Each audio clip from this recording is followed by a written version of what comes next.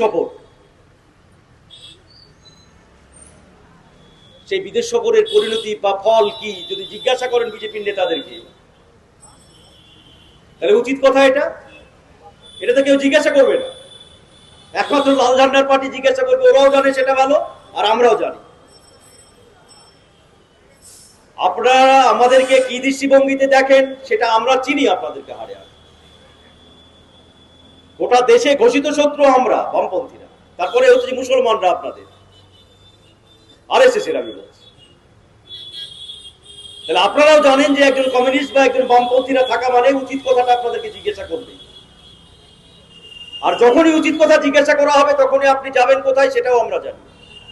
যাবেন হতো যে হয় হিন্দু মুসলমান, না হলে গরু, না হলে হতো যে আপনার পাকিস্তান, না হলে এখন সদ্য যুক্ত হয়েছে বা বাংলাদেশ। আজকে এইসব করতে করতে দেখেন আমাদের দেশের স্বাধীন পররাষ্ট্রনীতিকে জলাঞ্জলি দিয়ে আজকে ভারতবর্ষের যদি প্রকৃতপক্ষে কোনো পররাষ্ট্রনীতি ধরেন তাহলে সেই পররাষ্ট্রনীতিই নেই। আমাদের পাশের মিত্র দেশগুলো যেগুলো ছিল, বাংলাদেশ সবচাইতে আমাদের পাশের মিত্র দেশ। মুজিবুর রহমানই থাক ক্ষমতায়, খালেদা জিয়াই থাক, আমি পাকিস্তানের কথা বলছি না। পাকিস্তানকে তো আপনারা শত্রু দেখাবেনি, কারণ ওটা আপনাদের ভোট রাজনীতি। আর চুপি চুপি গিয়ে বিরিয়ানি খেয়ে আসবেন নওয়াজ শরীফের হতে জন্মদিনে। তাহলে বাংলাদেশের মতো দেশ বা শ্রীলঙ্কার মতো দেশ, এগুলো তো আমাদের মিত্র দেশ ছিল। আর আপনি প্রতিবেশী দেশগুলোকে সঠিক জায়গায় না রেখে রিসেন্টলি আপনার চীন হতো যে ঢুকছে এতে, চট্টগ্রাম বন্দরে হতো যে ঘাঁটি কাটছে। আপনাদের সাথে আপনারা মনে করেন আমরা ভারতের বিরোধী, এটা প্রমাণ করানোর চেষ্টা করছেন পশ্চিমবাংলাতে। মানুষ জানে বামপন্থীদের ভূমিকা ভারতবর্ষের স্বাধীনতা আন্দোলনের ইতিহাসে কি আছে। আমরা ভারতবর্ষকে কতটা ভালোবাসি বামপন্থীরা সেটা মানুষ জানে। স্বাধীনতার আন্দোলনে কতজনের শহীদের রক্ত আপনাদের আছে, আপনাদের আরএসএস এর, আর আমাদের বামপন্থীদের কতজন আছে ওটা ইতিহাস আপনি যতই ভুলিয়ে দেওয়ার চেষ্টা করেন মানুষ সেই ইতিহাস ভুলবে না।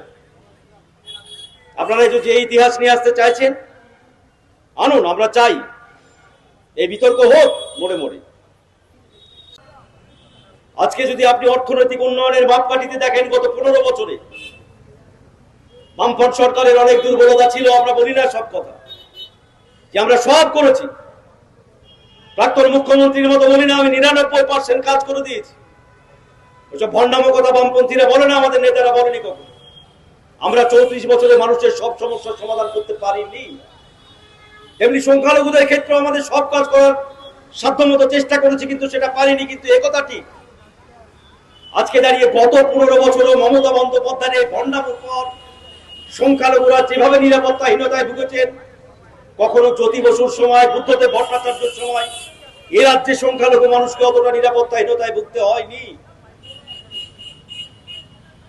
সেটাই একটা সমাজের, একটা মানুষের সবচাইতে বড়ই।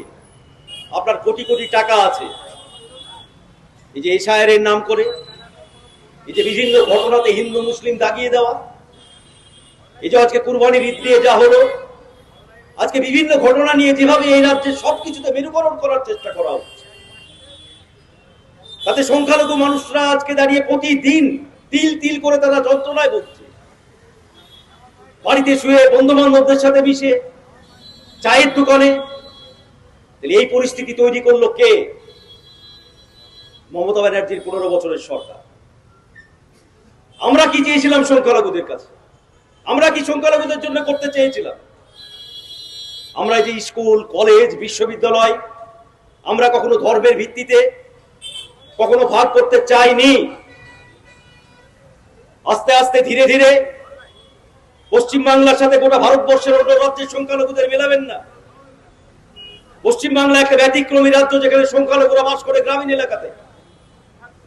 অন্যান্য রাজ্যে আপনি যাবেন, তামিলনাড়ু থেকে দক্ষিণের সমস্ত রাজ্য, উত্তরপ্রদেশ, তারপরে হচ্ছে হিন্দি বলয়ের রাজ্যগুলোতে সংখ্যালঘুরা বাস করে শহরে বেশি।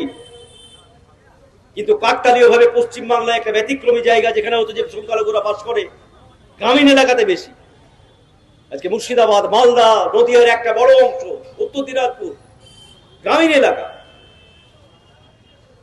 তাহলে সেখানে দাঁড়িয়ে বামফ্রন্ট সরকারের ভূমি সংস্কারে যদি কেউ বেশি উপকৃত হয়ে থাকে, যেমন অন্য সম্প্রদায়ের মানুষও হয়েছে তেমনি মুসলিমরাও হয়েছে,